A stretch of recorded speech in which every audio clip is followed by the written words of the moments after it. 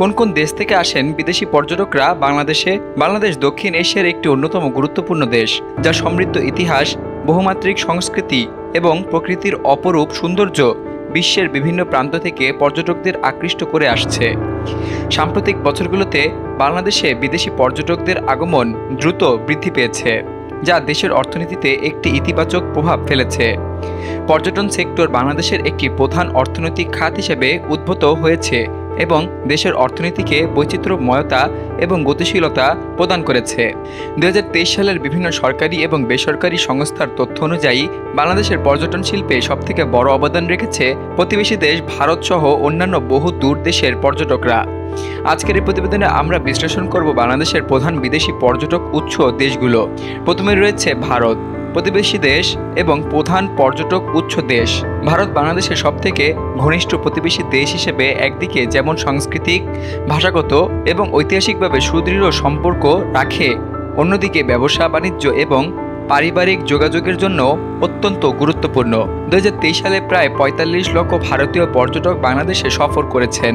ভারত থেকে আগত পর্যটকরা বছরে আনুমানিক 12 কোটি মার্কিন ডলার অর্থাৎ প্রায় 1,20,000 কোটি টাকা বাংলাদেশে ব্যয় করেন, যা দেশের ট্যুরিজম সেক্টরের জন্য একটি বিরাট অর্থনৈতিক উৎস। দ্বিতীয় অবস্থানে রয়েছে যুক্তরাজ্য। যুক্তরাজ্য থেকে বাংলাদেশে পর্যটকদের সংখ্যা প্রায় 30,000-এর কাছাকাছি।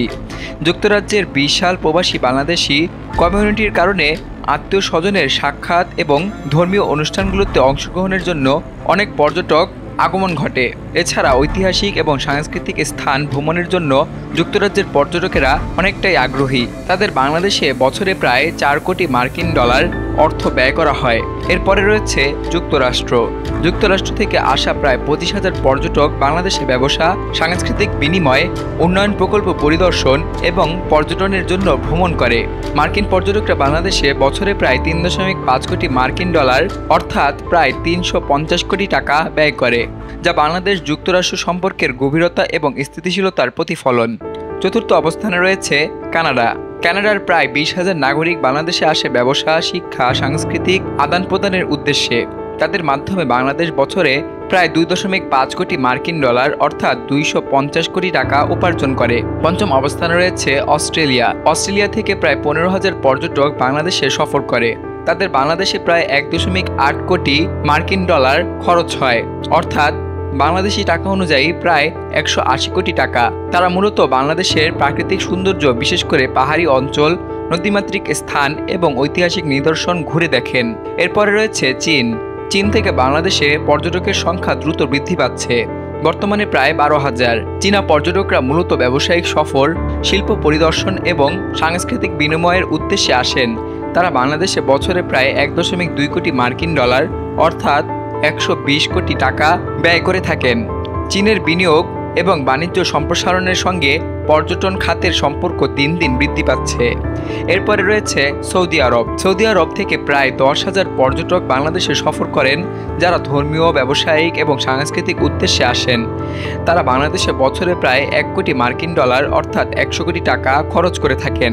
সৌদি নাগরিকদের এই আগমন বাংলাদেশের ইসলামিক ঐতিহ্য সংরক্ষণ এবং প্রচারে গুরুত্বপূর্ণ ভূমিকা রাখে। বাংলাদেশে বিদেশি পর্যটকদের আগমন শুধু দেশের সাংস্কৃতিক বিনিময় এবং সামাজিক সম্পর্ক বৃদ্ধিতে সাহায্য করেনি, বরং অর্থনীতি উন্নয়নের অন্যতম চালিকা শক্তিও হয়ে উঠেছে।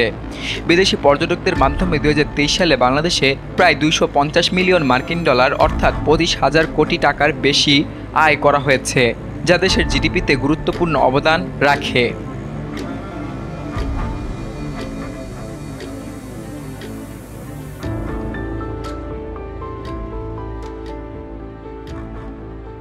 বিলিয়ানুর, নিউজ ডেস্ক, বাংলাদেশ কণ্ঠ, ঢাকা।